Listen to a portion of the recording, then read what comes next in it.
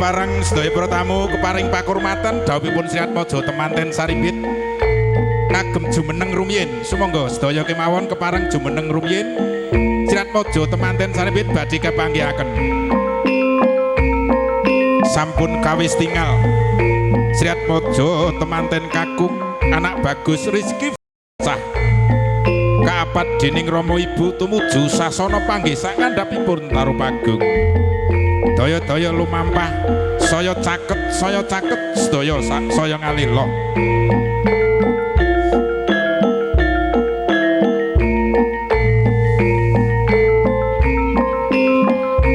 lumampah manten berjalan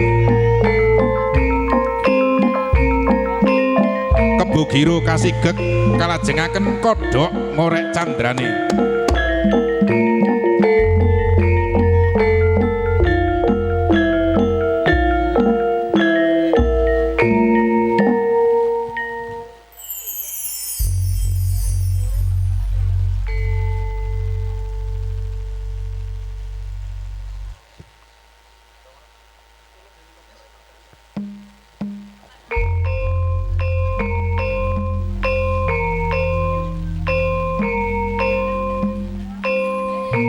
Bismillahirrahmanirrahim. Wes dumugi mahyangne mangsa kala, mangsa gati.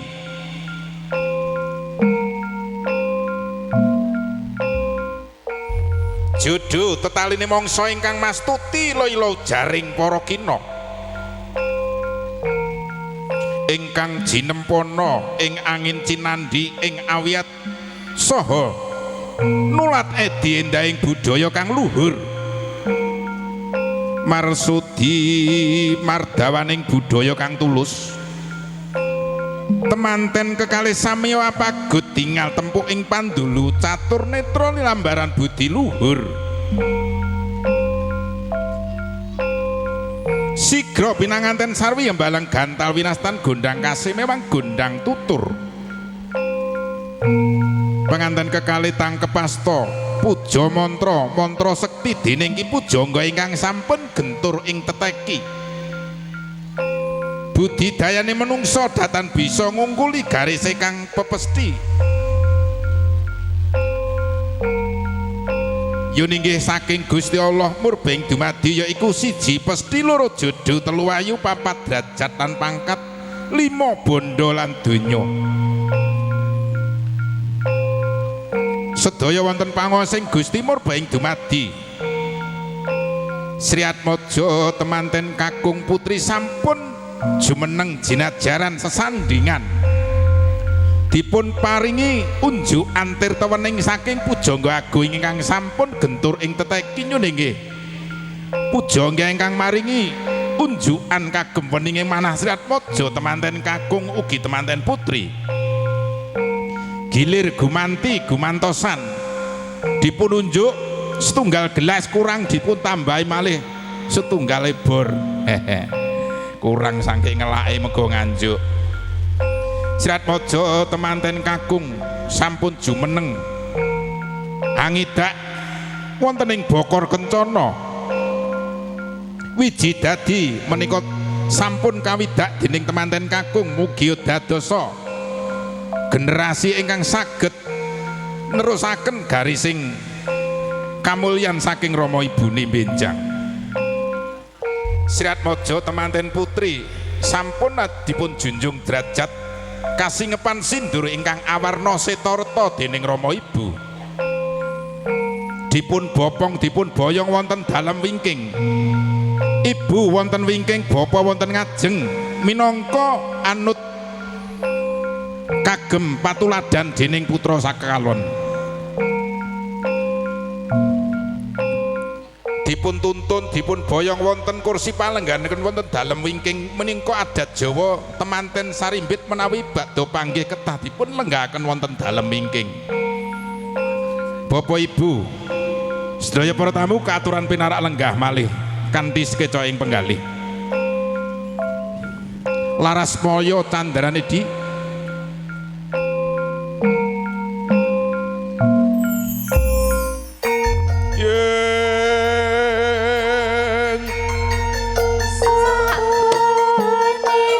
nglajengaken ladang penganten andi-andi lumut bayem tur.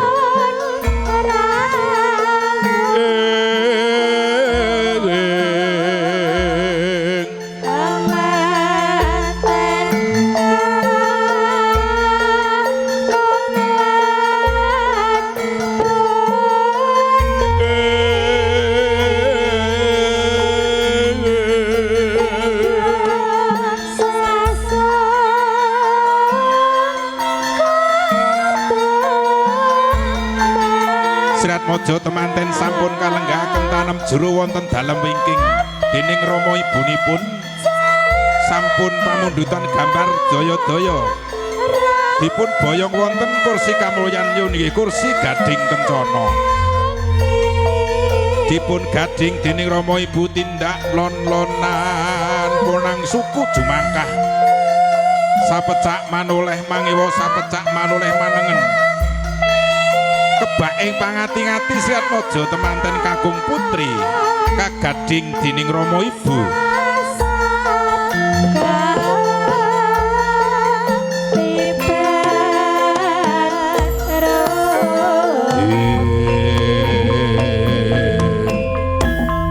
Putri Domas Manggalayuda ugi ndherekaken sakwingkingipun Sri Atmaja temanten jumangkah tumuju sasana palerman nggih sasana kamulyan. Iya, ya. Yo.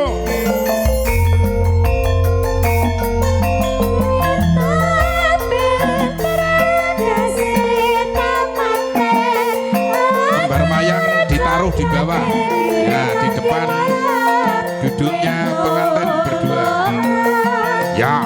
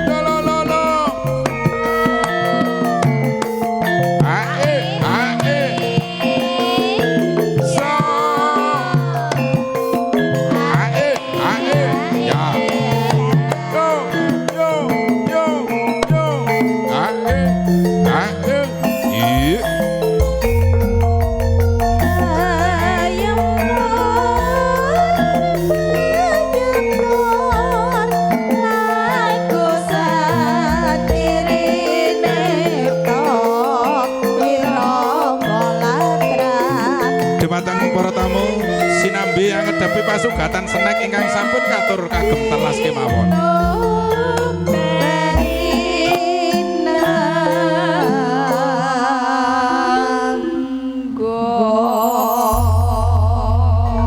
Inggih kanthi puji syukur alhamdulillahirabbil alamin Sri Atmaja temanten kekalih sampun kaleksaning sedya kadhaupaken wonten sak ngandhapipun Tarup Agung kanthi adat widhi-widana ingkang lumampah wonten dusun mriki.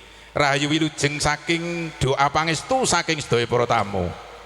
Para tamu sinedahan ingkang tansah kula mulyakaken minggah prastawa gati adicara salajengipun yen adicara waosan ayat-ayat suci Al-Qur'an.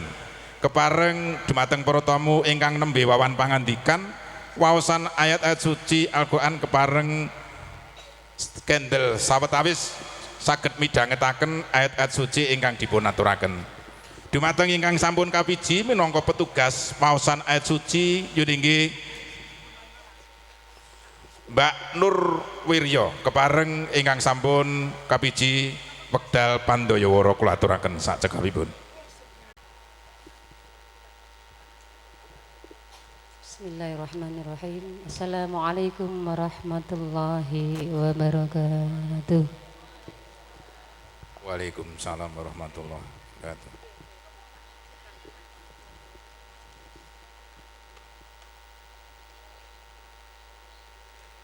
A'udzu billahi minasy syaithanir rajim.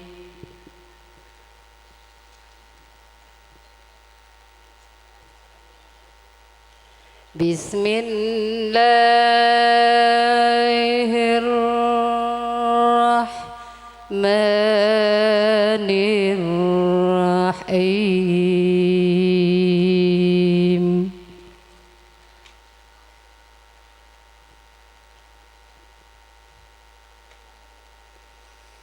Wa min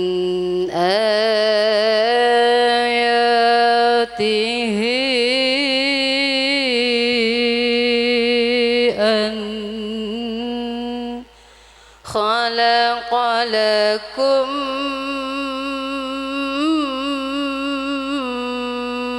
من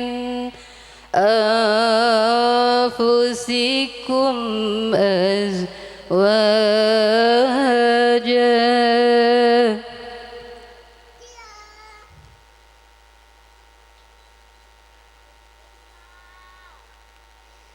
من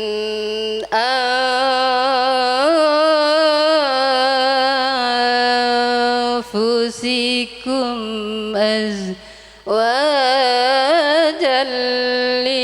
لتسكنوا إليها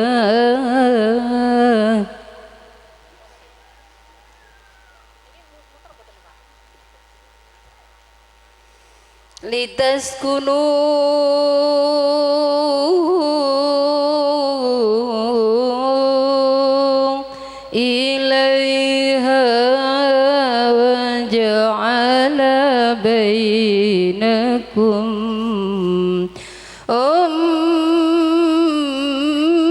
مودة ورحمة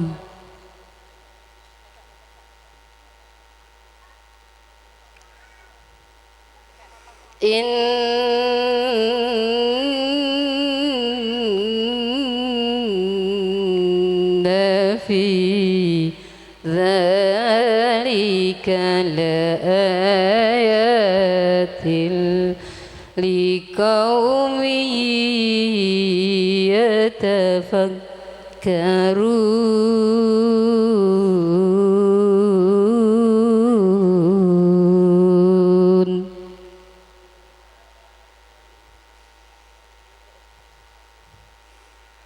ومن آياته خلق السماوات والأرض واختلاف ألسنتكم وألوانكم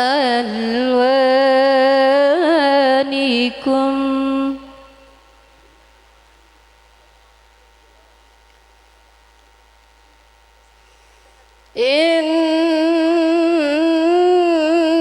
في ذلك لآيات للعالمين.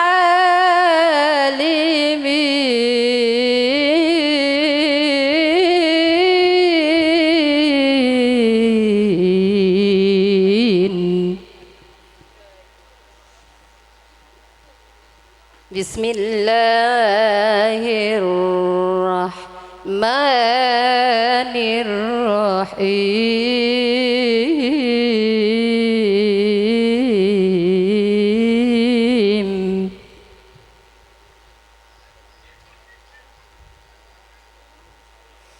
رب اجعلني مقيم الصلاة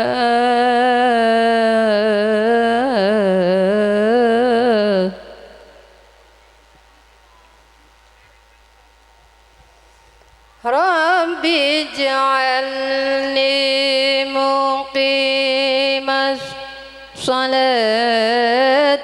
ومن ذريتي ربنا وتقبل دعاء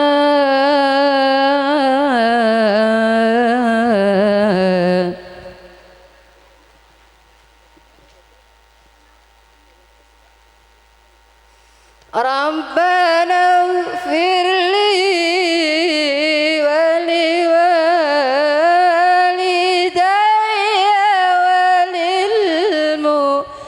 وللمؤمنين يوم يقوم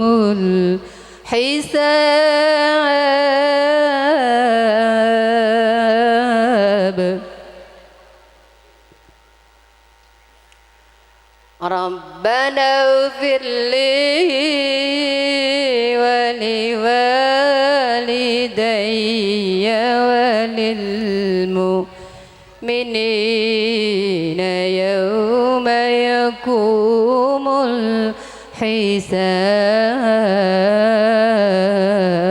الحساب صدق الله العظيم Assalamualaikum warahmatullahi wabarakatuh. Waalaikumsalam warahmatullahi wabarakatuh.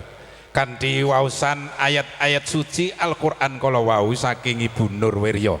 Mugi handadosnya pamuji donga wonten ngarsanipun Gusti Allah Subhanahu wa taala. Mugi adicara kalenggan punika saged rancak nir ing sambikala purwa madya ngantos wusananipun. Allahumma amin. Para tamu sinedahan ingkang tansah kula mulyakaken menika sugeng rawuh penderek pangombyong penganten saking Nganjuk nembe kewala lumebet wonten sasana pawiwahan. Inggih ngantos ndedel ngantos doyong menika napa terapipun paribasane ngoten. Nggih ingkang nyengkuyung saking kadang werga sederek sedaya kemawon ing mriki ngantos njubel menika mratelakaken mbok bilih ingkang kagungan kersa menika remen paseduluran, remen pasederekan sehingga ing hajat pawiwahan menika ngagem palakramaken putri siwinipun Mbak Ajeng Novita kalian Mas Rizky Firmansyah saged pikantuk panjurung doa kesaenan saking sedaya para tamu. Inggih sugeng rawuh tamu saking Nganjuk sugeng lelenggahan kanthi mardukaning penggalih ngantos mangke kasuwun saged anjenengi paringi doa restu ngantos paripurna adicara. Inggih ayo di saderengipun atur pasrah panampi atur pambagiarjo diaturke setunggalaken monggo langgam resepsi katur. Para tamu sugeng lelenggahan sugeng midhangetaken kanthi remening penggalih.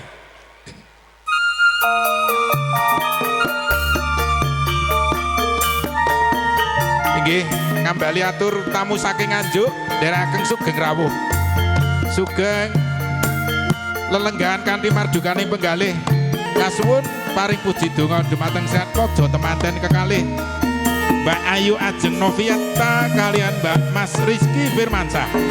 Mugi dadosa keluarga ingkang tentrem ayem bahagia, keluarga ingkang sakinah mawaddah warahmah. Allahumma amin.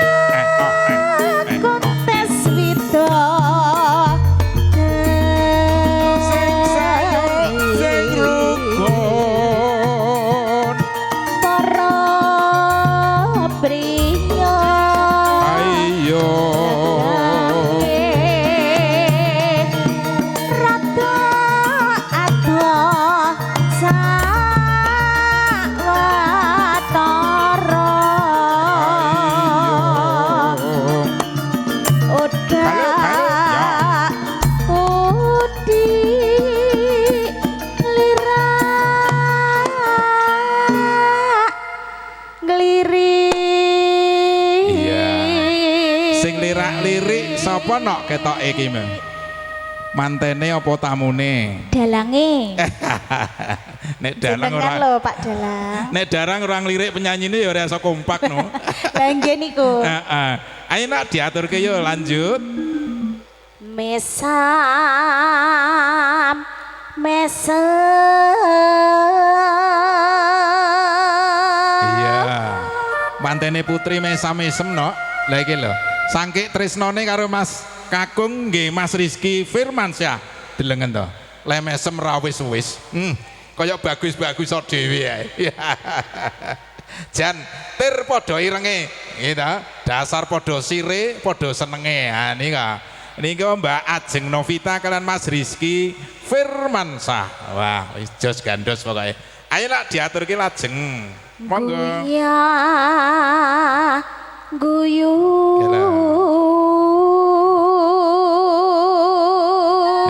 Mbak Ajeng Novita adalah guyang guyu. Yang pirsani to, dasare mesemi pahit madu, yang semakan penggale. Ayo no. Saja arep mundut. Mundut apa? Mundut apa no?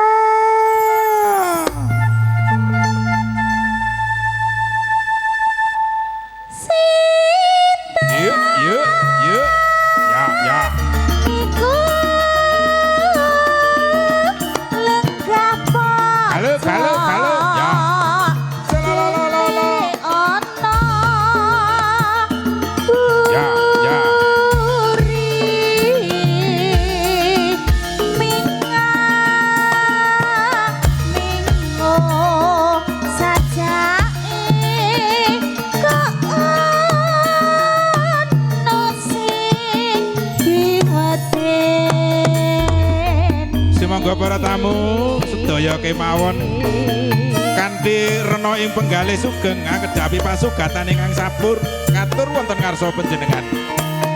Bapak bilih Bapak Ibu ingkang amengku gati Bapak Suparni Ibu Aidah Nuryani namung ngaturaken agunging panuwun puji doa restu saking sedaya para tamu. Mugi adicara paewan saged rancak nir ing sambikala. Amin. Sing sayo sing rukun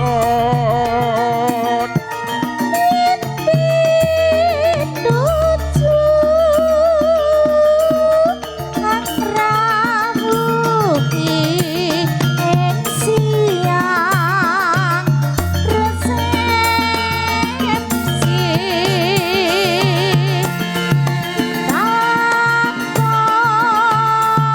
putri. Kalau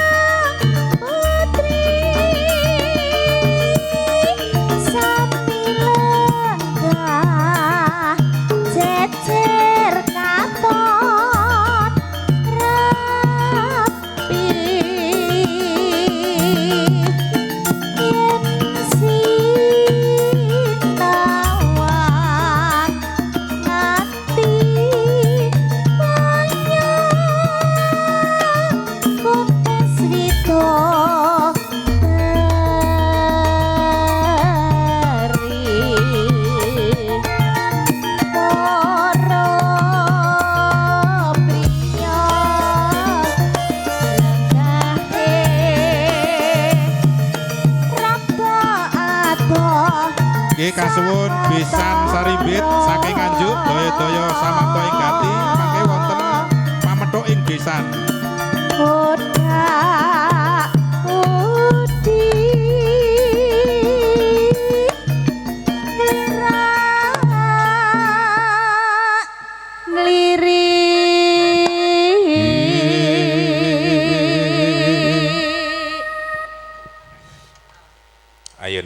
Mesa mesem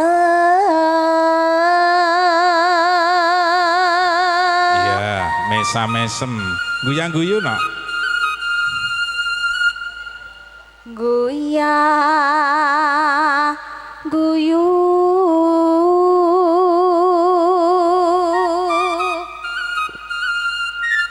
saja harap Mundut mantu ya. mundut aku Iya nak. laku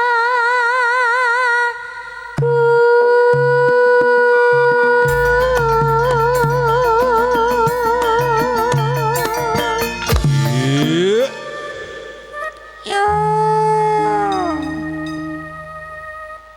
sita Yuk. Ya.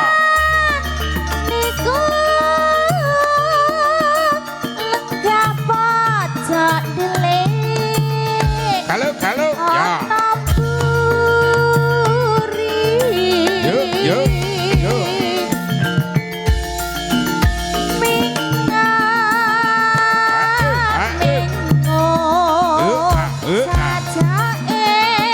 Iya.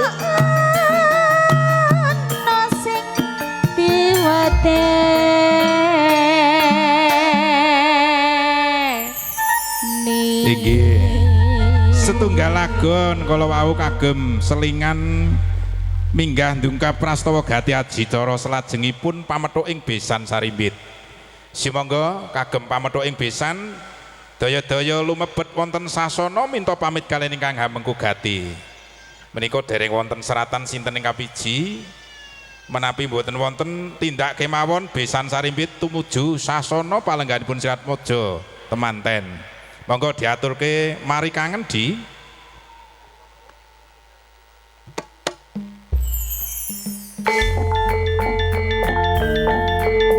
Sumangga besan Sarimbit mamethuk ing besan minangka tetuwangga ingkang sampun kapiji duta saraya.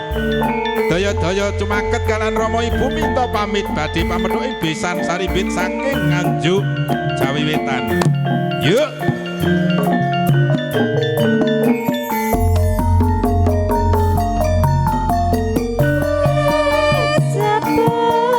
Tindake sarang-sarang Pak Bu. Nah, kanan kiri ngoten.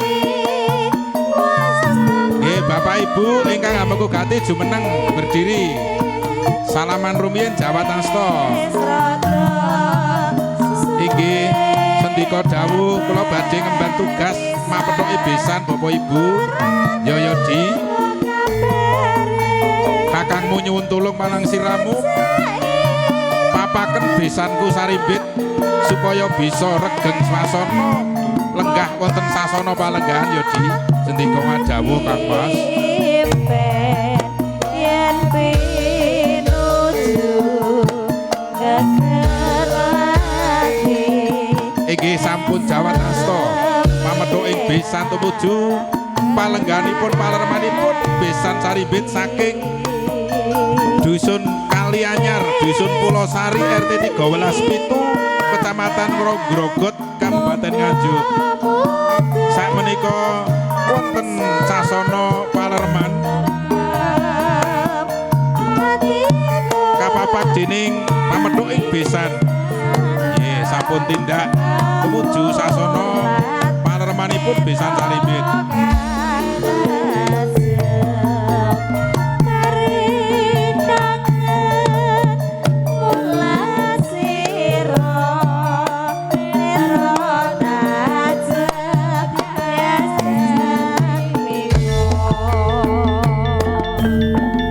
Bapak Ibu besan daya lumebet wonten sasana payuhan dipun tenggo kalian Bapak Ibu temanten putri Bapak Suparni kalian Ibu Aida Nuryani.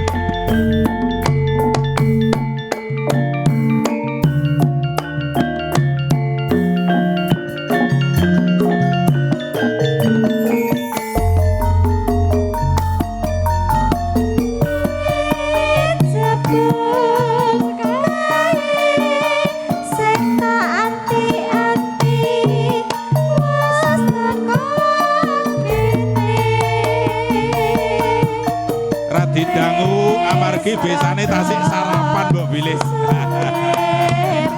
Nggih. Nyebar godhong karo sabar sawetara.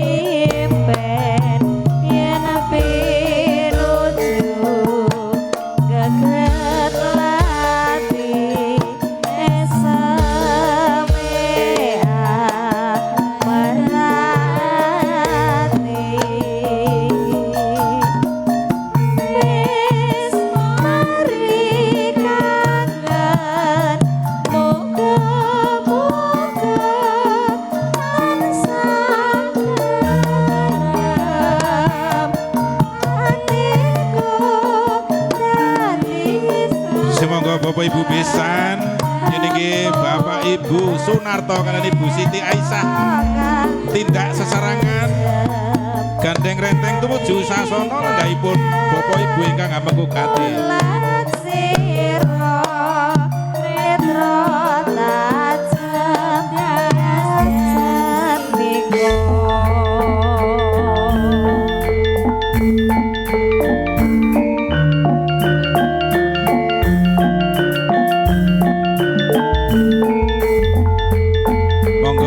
sareng-sareng Bapak Ibu Jawa Tasto wongkon sareng-sareng kok dadak yuk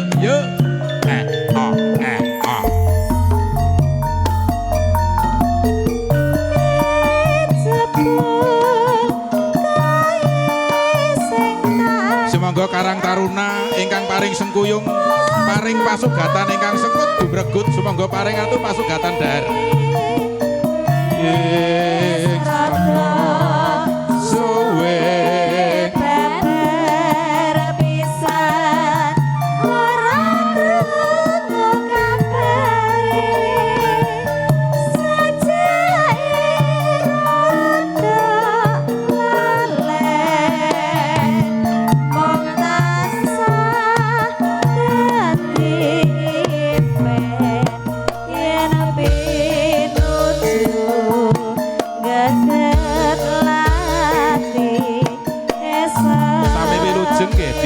Kang Mas inggih matur suwun ngraketaken anggenipun paseduluran antawis keluarga Ngawi kalian keluarga Nganjuk inggih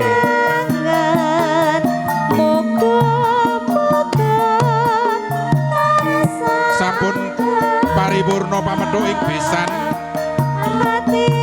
salajengipun foto kagem kenang-kenangan nggih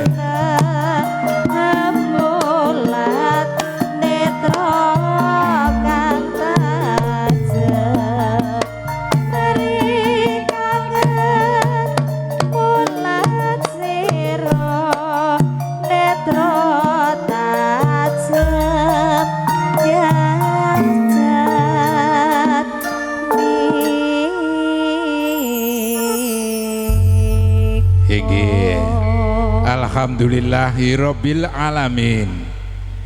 Para tamu sinedahan ingkang tansah kula mulyakaken, sampun paripurna prastawa gati pamethuk ing besan Sarimbit. Jenenge Bapak Ibu besan saking Nganjuk menika paring asma Bapak Ibu Sunarto kaliyan Ibu Siti Aisyah. Menika sampun lenggah wonten sasana kamulyan caket karyan Serat Mojo temanten Sarimbit. Alhamdulillahirabbil alamin. Puji donga saking para tamu sedaya. Mugi-mugi pawiwahan kalenggan menika ndadosna paseksen anggenipun mangun berbayan agung anak ayu ajeng Novita kalian Mas Bagus Rizky Firmansyah dados keluarga ingkang tentrem ayem, keluarga ingkang bahagia, keluarga ingkang sakinah mawaddah warahmah. Allahumma amin. Para tamu sinedahan ingkang tansah kula bektosi ndungkap prastawa gati salajengipun adicara atur pasrah panampi. Mangke kepareng duta saraya ingkang sampun kapiji saking Nganjuk menika sampun lenggah wonten ngajeng piyambak. Inggih, sinten to menika? Nggih, Bapak Ibu ingkang kapiji atur pasrah temanten kakung yunike kepareng Bapak Abdul Basir. Sumangga wekdal saha Pandayawara kula aturaken sak cekapipun. Ayo disepoti.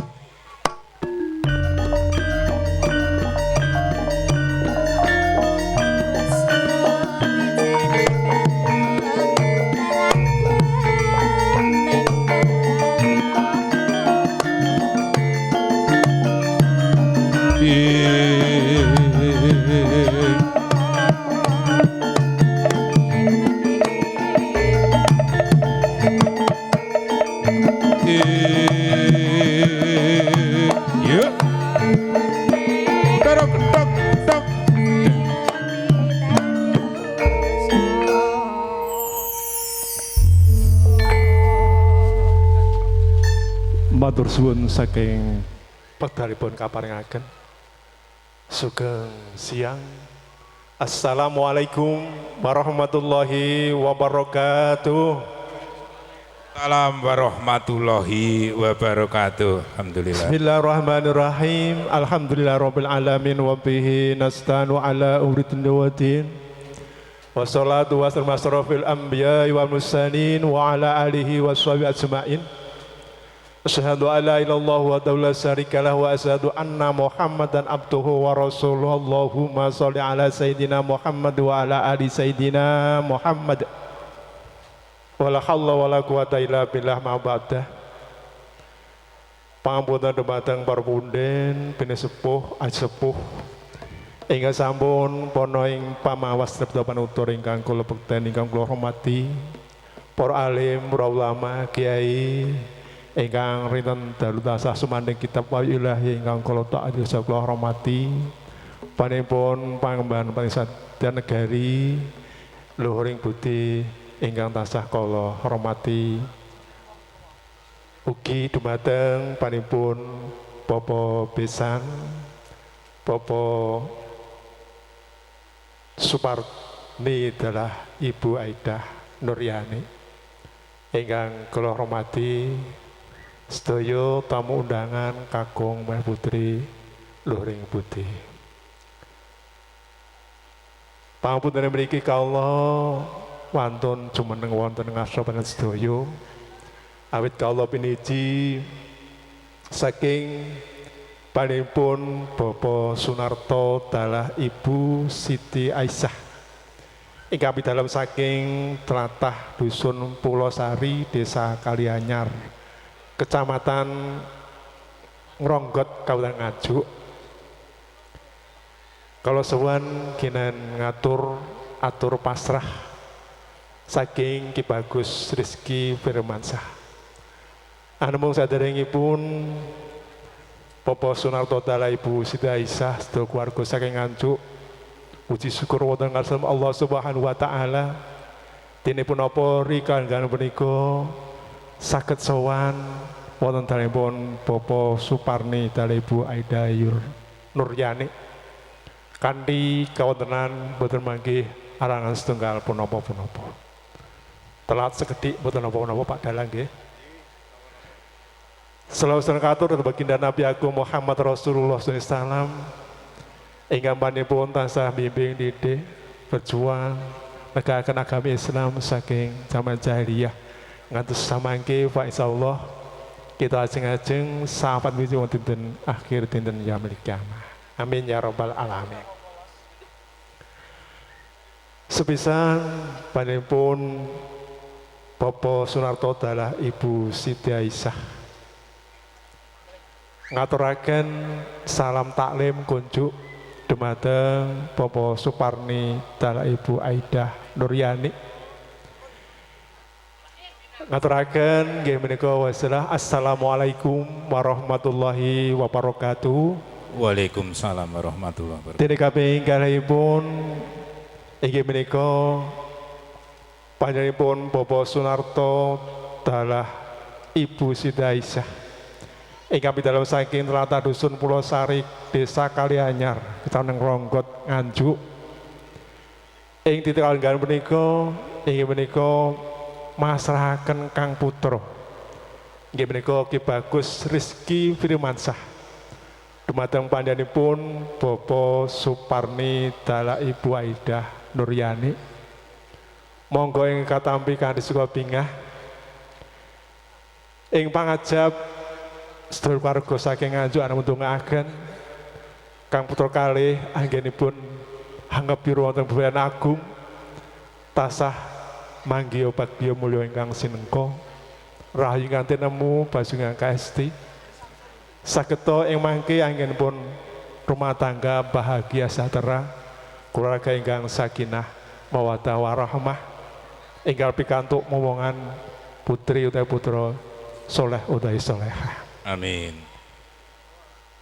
Lan ugi kekanthi jajan pasar oleh-oleh saking Nganjuk segedhik mugi-mugi dadosaken nggih menika raket ingkang sami bebesanan. Wonten salajengipun bilih ing mangke Surya 19 April 2026 dinten Selasa putra kekalih kasuwun nggih menika sowan Rama Ibu wonten Nganjuk.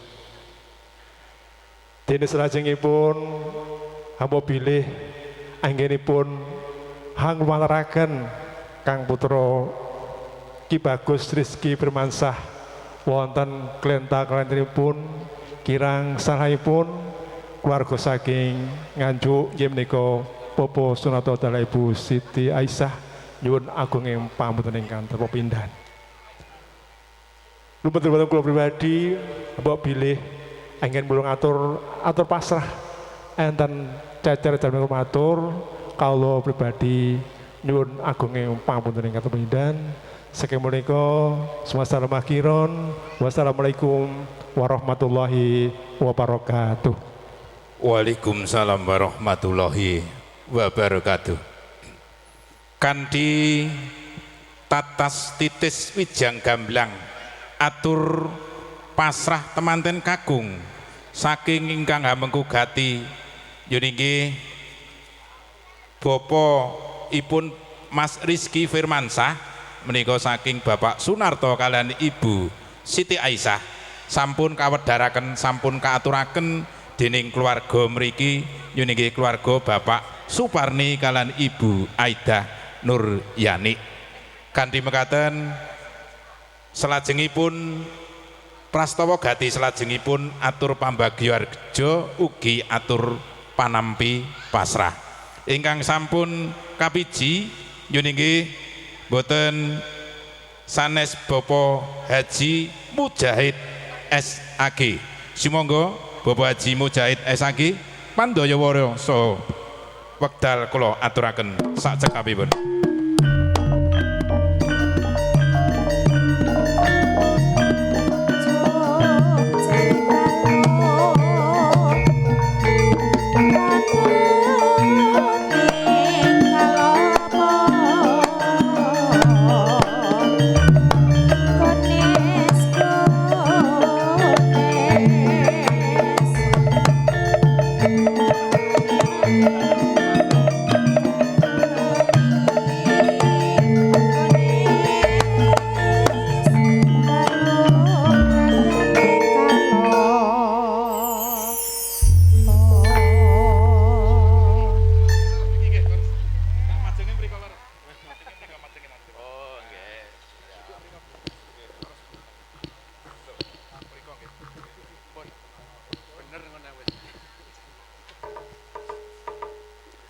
Bismillahirrahmanirrahim. Assalamualaikum warahmatullahi wabarakatuh. Waalaikumsalam warahmatullahi wabarakatuh. Matur suwun Pak MC. Ning undangane dereng jawab. Tak baleni malih. Bismillahirrahmanirrahim. Assalamualaikum warahmatullahi wabarakatuh. Waalaikumsalam warahmatullahi wabarakatuh. Alhamdulillahirabbil alamin. Wassalatu wassalamu ala asrafil anbiya wal mursalin wa ala alihi wa sahbihi ajmain. Rabbi shrah li sadri wa yassir li amri wahlul 'uqdatam min lisani yafqahu qawli. Amin amma ba'du. Panjenenganipun para pepunden sesepuh pinisepuh ingkang mastuti dumateng pepuyaning kautamen, para tamu kakung putri sumrambah ing samudayanipun, wabil khusus kadang besan sutresna jangkep sak penderekipun ingkang mijil saking Pulo Sari Kalianyar Ngronggot Nganjuk Jawa Timur. Saderengipun kawula matur kathah langkung rumiyin sumangga nun tansah kawula dherekaken ngunjukaken raos puja saha puji syukur kunjuk dumateng ngarsa dalem Allah Subhanahu wa taala ingkang sampun paring berkah kawilujengan dumateng panjenengan sedaya dalasan kula katitik ing siang kalenggan menika panjenengan sedaya taksih dipun keparengaken rawuh kempal manunggal wonten dalempipun Bapa Suparni kanthi kawontenan sehat wal afiat. Mugi-mugi rawuh panjenengan sedaya dalasan kula ing siang menika tansah dipun tampi saha dipun catet dening Allah pinangka amal silaturahim. Amin ya robbal alamin. Angga kaping kalih datan kata lumpen rahmat ugi salam mugi tetep kunjuk dumateng panjenenganipun Nabiullah Nabi Agung Muhammad sallallahu alaihi wasallam ingkang tansah kita dereki menapa ingkang dados dawuhipun. Mugi-mugi kula lan panjenengan sami dipun tampi pinangka umatipun ing pangajab kaparingan syafaatipun khususipun benjang wonten dinten kiamat. Amin ya robbal alamin.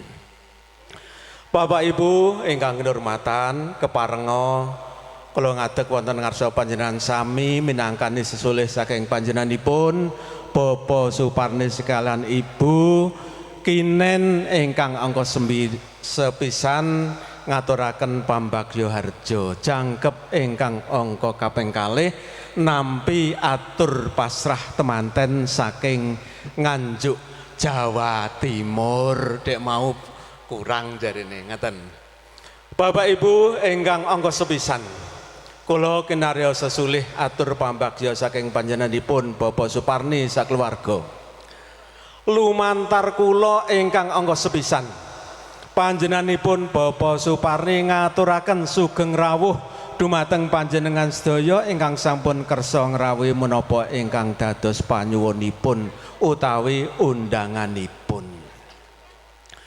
Wondene panjenengan katuran rawuh ing kalengan menika saking panjenenganipun Bapak Suparni sekalian Ibu nenggih nembe netepi darmaning asepuh, nenggih netepi wajibing sepuh, nenggih mboten sanes nikahaken putra putrinipun ingkang asesilih Roro Ayu Ajeng Novita ingkang ing siang menika kajodoaken kalian Bagus Rizky Firmansah jalutanaya saking panjenengan Bapak Sunarto dalah Ibu Siti Asiah ingkang pidalem saking RT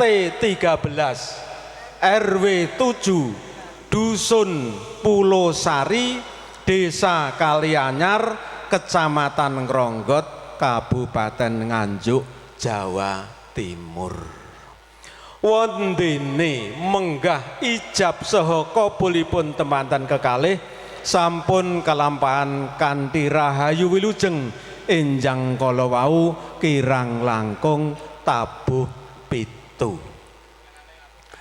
Salajengipun temanten kaijab saha kakabulaken pramila saking panjenenganipun Bapak Suparni kalian Ibu temanten kapanggihaken miturut satataning adat widi-widana ingkang lumampah nenggih temanten kapanggihaken kirang langkung kala wau tabuh sedasa kanthi lancar mboten wonten halangan setunggal punapa. Pramila panjenenganipun Bapak Suparni sekalian Ibu ngaturi rawuh panjenengan mboten sanes hanamung nyuwun doa restu panjenengan sami. Mugi-mugi temanten saribit tansah pinaringan rahayu wilujeng wiwit menika wekdal ngantos sak lami-laminipun. Amin. Ugi mugia enggalo pikantuk talining katresnan jati ingkang awujud momongan. Hamba pilih kaparingan putra kakung mugia dados putra ingkang soleh. Wondene mbok pilih kaparingan putra putri mugia dados putri ingkang solihah ingkang tansah tuhu dumateng pangeranipun bektos dumateng tiyang sepuh kekalihipun saha migunani tumraping nusa bangsa dalah negarinipun. Salajengipun Bapak Ibu ingkang kinurmatan saking panjenenganipun Bapak Suparni sekalian Ibu tansah ngaturaken guning panuwun dumateng panjenengan sedaya khususipun dumateng sanak kadang tangga tepalih pamong mitra sumrambah samudayanipun ingkang sampun paring pambiyantu awujud punapa kemawon. Mugi-mugi pambiyantu panjenengan sami tansah pikantuk leliru pikantuk gantos saking ngarsanipun Allah kanthi ingkang matikel-tikel. Wondene mbok pilih anggenipun Bapak Suparni sekalian Ibu anggenipun ngaturi rawuh panjenengan sami wonten kekirangan ing samudayanipun awis saking budidayaning menungso kirang sampurna mugi diagung panjenengan sedaya. Amin ya rabbal alamin. Ing akhiripun mugia tansah lelenggahan kanthi mardikaning penggalih ngantos paripurnaning pawiwahan. Amin ya rabbal alamin. Jangkep angka kaping kalih. Mengkaten Pak nggih. Nggih, leres Bapak. Alhamdulillah. Kula kinarya sesulih ugi saking panjenengan Bapak Suparni kinen hanampi atur pasrah. Kanthi reringkesan mawon menawi kala wau saking kadang pisan sutrisna saking Nganjuk ngaturaken bektos salam taklim. Assalamualaikum warahmatullahi wabarakatuh. Pramila kanthi menika kula tampi kanthi waalaikumsalam warahmatullahi wabarakatuh. Ingkang angka kalih saking keluarga Nganjuk kala wau masrahaken putra kakungipun ingkang asisilih bagus Rizky Firmansah kanthi ucapan bismillahirrahmanirrahim la haula wala quwata illa billahil aliyil azim. Atur pasrah putra kakung panjenengan kawula tampi. Salajengipun kala wau saking keluarga Nganjuk ngaturaken menggah jajan pasar oleh-oleh saking Nganjuk kinarya sesulih saking panjenenganipun Bapak Suparni ngaturaken matur nuwun oleh-olehipun. Mugi saged njalari anggenipun kekadangan antawis keluarga Nganjuk kalian keluarga Ngawi. Amin ya rabbal ngalamin. Wondene Pak Parni mboten saged mangsulaken karana lahir, mugi Gusti Allah paring piwales ingkang langkung kathah. Salajengipun kala wau saking keluarga Nganjuk matur bilih benjang tanggal 11 April 2026 dinten Selasa kasuwun temanten kekalih kasuwanaken dhateng Nganjuk insyaallah mekaten. Insyaallah nggih. Jam pinten Pak kira-kira Pak? Ya kenae ngono nah. Jam pinten Bu biasane acarane? Nggih. Jam 10 pun dugi mriko Pak Parni. Berarti dilon-loni nggih. Nggih, alhamdulillah. Nggih, sepisan malih tanggal 14 April 2026 kepareng temanten kasuwanaken dumateng keluarga Nganjuk kirang langkung jam 12. Insyaallah diusahakan sebelum jam 10 datang. Nggih. Yang terakhir saking panjenenganipun keluarga saking Nganjuk mbok pilih pawiyahan menika mangke sampun paripurna ngersakaken kondur nyuwun pamit. Kula atas nami keluarga Pak Suparni sekalian Ibu namung saged nderekaken mugi-mugi sak kondur panjenengan wiwit menika papan panggenan ngantos dalemipun suwang-suwang tansah manggya rahayu wilujeng datan pambengan punapa-punapa. Amin ya robbal alamin. Kepareng lelenggan kanthi mardi kaneng penggalih ngantos paripurnaning pawiwahan. Mekaten ingkang saged kula aturaken kirang langkungipun nyuwun papunten. Usikum wa nafsi bitaqwallah. Wassalamualaikum warahmatullahi wabarakatuh. Waalaikumsalam warahmatullahi wabarakatuh.